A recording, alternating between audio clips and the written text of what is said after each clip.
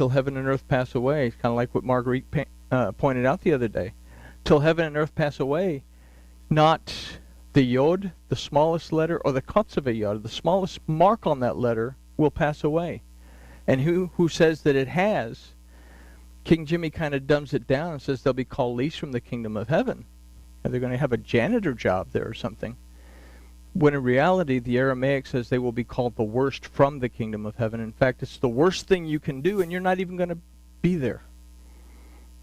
But he who continues to teach that it's still intact will be called Rab, great, in the kingdom of heaven. So something to consider here is that to not know the truth of the Torah is to enter into false worship, and then that false dogma and tradition is not and does not yield to a true spiritual connection.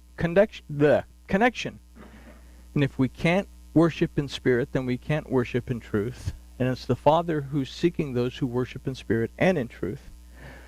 So it remains Ish with no Isha. When in this state of being we fail to recognize and know the truth of the Torah, we do not recognize and know the truth in the grain, the wine, the oil, multiplied in the silver or gold. We don't understand the word, the blessings, the truth in the word, and the redemption and the anointing that comes from Yahuwah. We remain in the harlotry of Babylon, worshiping Baal, and not seeking to rebuild a relationship with Yahuwah. So there's some pretty severe consequences that we're going to consider in the next study. And just reading this topically, think about where this might take you in ideas of what these consequences might be. And this is Hosea chapter 2, and it's 11 through 15 in the Treasar.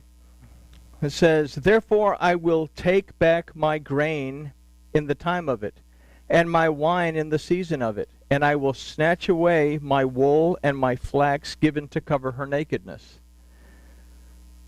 And I will uncover her shame in the sight of her lovers, and none shall deliver her out of my hand. I will also cause all of her joy to cease, her feasts, her new moons, and her Sabbaths, and all of her appointed times.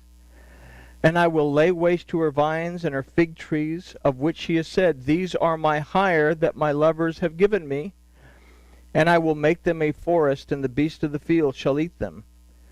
And I will visit upon her the days of Baalim, wherein she offered unto them, and decked herself with her earrings and her jewels, and went after her lovers, and forgot me, says Yahuwah." So, one more thing that it says about those people that are the dogs that are outside the gates, in that last verse in Revelation 22:15, it says, "Those who make a lie and those who love the lie." So, the question that we end with is a very serious question that we have to ponder, is where is my relationship with Yahuwah my Elohim?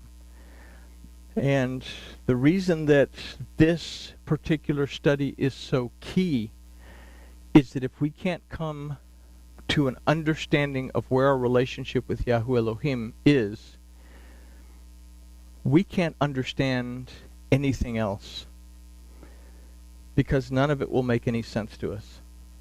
And this goes in aspects of therapy, helping one another, lifting one another up. We can't do any of that if our relationship with Elohim is off. And with that, I guess we can say that grooviness has been achieved.